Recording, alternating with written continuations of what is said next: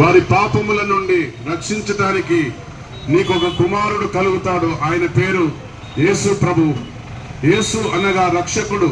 ఈ లోకాన్ని పాపముల నుండి విడిపించడానికి వచ్చిన రక్షకుడుగా బైబిల్ గ్రంథము సెలవిస్తుంది.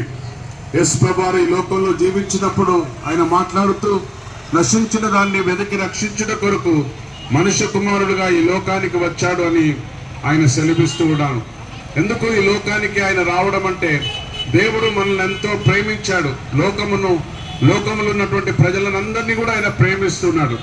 ఎందుకంటే మనమందరం కూడా ఆయన సృష్టిలో ఒక భాగంగా ఉంటూ ఉన్నాం. ప్రేమైన దేవుని బిడ్డలారా, యేసు ప్రభు ఈ లోకానికి రావడమే కాకుండా తన ప్రేమను మనందరి కొరకు పంచాడు.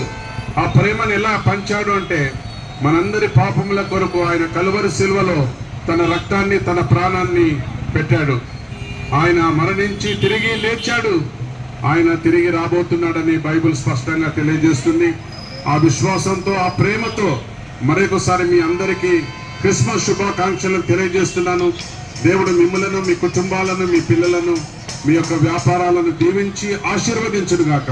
Happy happy Christmas, happy happy Christmas, happy Christmas. ఆమేన్.